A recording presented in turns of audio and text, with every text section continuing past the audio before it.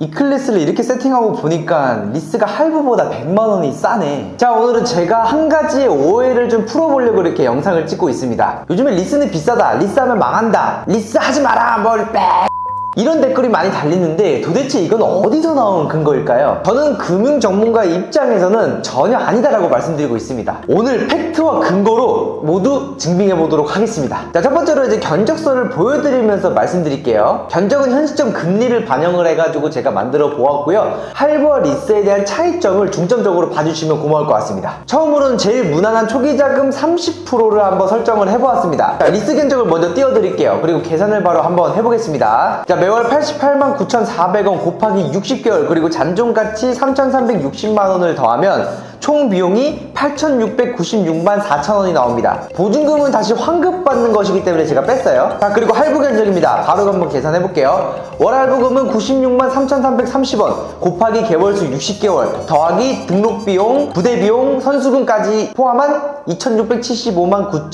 9,045원을 해보면 최종 지출 비용이 8,455만 8,845원이 나오네요.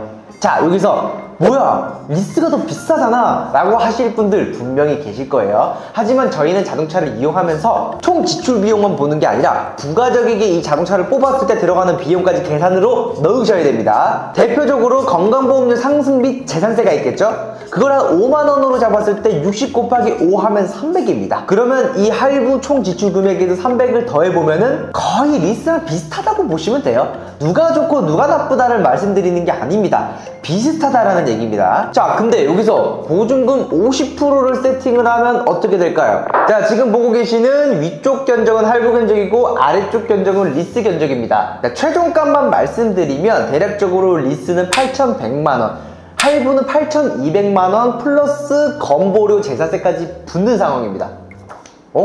리스가 더 싸죠? 이처럼 어떻게 세팅하냐에 따라서 금융에 대한 금리는 계속 바뀌는 추세예요. 그래서 저희 고객님들한테도 금리를 적게 하고 싶으면 할부하지 마시고 그냥 리스 하시라고 말씀드리고 보증금 50%를 권장해드리고 있습니다. 자, 만약 여기서 초기 자금 0원으로 간다, 말이 필요 없이 그냥 리스로 가시면 돼요. 월 납입금도 훨씬 더 저렴하시고요. 초기 자금 0원이라는 그 니즈에도 굉장히 잘 맞습니다. 할부 같은 경우에는 취득세를 내셔야 되기 때문에 현재 이 클래스 기준에서는 한 525만원 정도 선납금으로 내셔야 돼요. 지금 얘기한 선납금은 선으로 그냥 차를 뽑을 때 내야 되는 금액입니다. 선수금 아니에요. 차라리 그렇게 할 바에는 리스로 하신 다음에 525만원을 선수금으로 넣으셔가지고 월납입금을 더 낮추시는 게 훨씬 더 합리적이겠죠. 참고사항으로 리스는 취득세를 안 내는 게 아니라 월납입금 안에 녹여져 있습니다. 여기서 제가 오늘 리스만 칭찬하려고 하는 게 아니라 중점적인 입장에서 말씀드리는 부분이다 보니까 할부를 하셔야 되는 분들도 있습니다.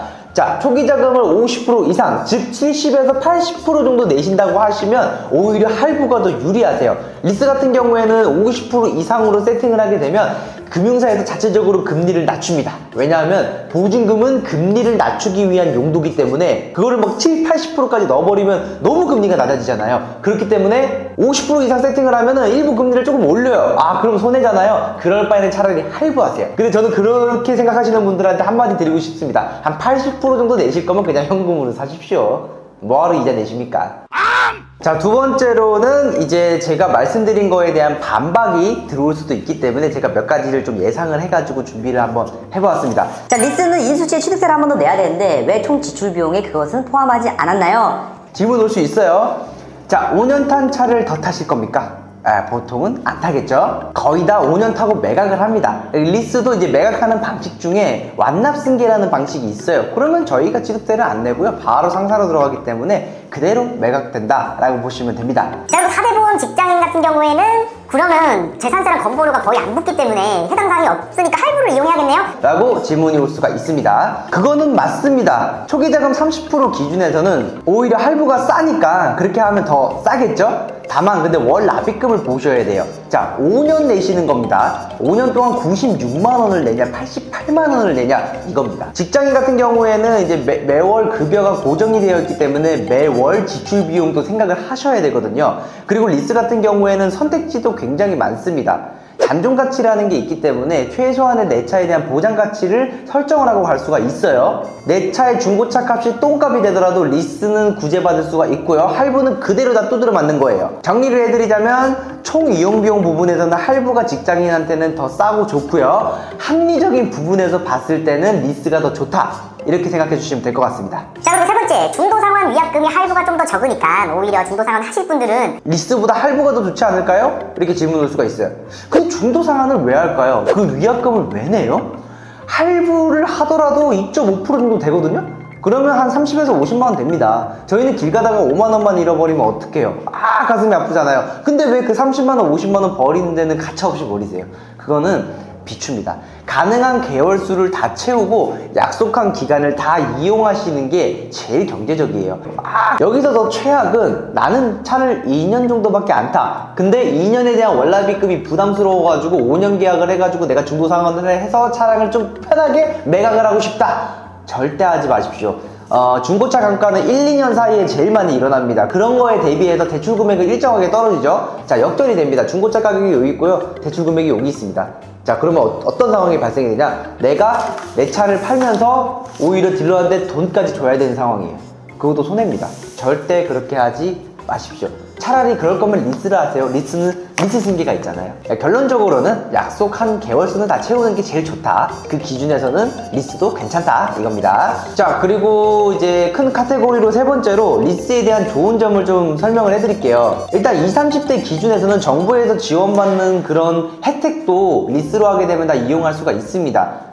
자동차에 대한 혜택 아니에요. 예를 들어 뭐 결혼하실 때 신혼부부 혜택이라든지 아니면 청년 자금 관련된 혜택이 할부로 해서 만약에 고가의 차량을 소유하고 있다면 해당 사항이 안 될 수도 있어요. 하지만 리스의 명의는 어딥니까? 금융사입니다. 내 차가 아니에요. 그렇기 때문에 해당 사항이 있을 수도 있다 라고 생각해 주시면 되고요. 그리고 심플하게 제가 질문 하나만 드릴게요. 자, 똑같이 8천만 원 쓰고 8천만 원 쓰는 겁니다. 한쪽은 세 가지의 길이 있고 한쪽은 한 가지의 길밖에 없습니다. 어디를 선택하실 거예요?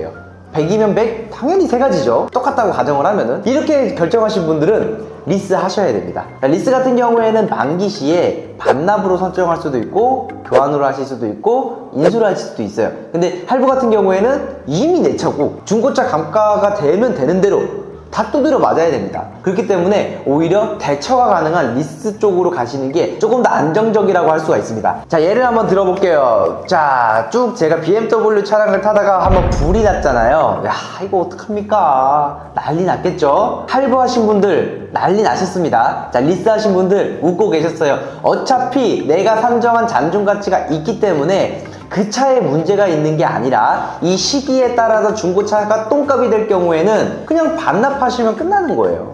간단하죠? 자, 반대로 그러면 중고차 감가방어가 너무 잘 되면은 오히려 할부가 더 좋지 않나요? 라고 생각하실 수가 있습니다. 리스도 잔존가치 이상 나오면 그 이상의 차입금을 가져갈 수가 있습니다.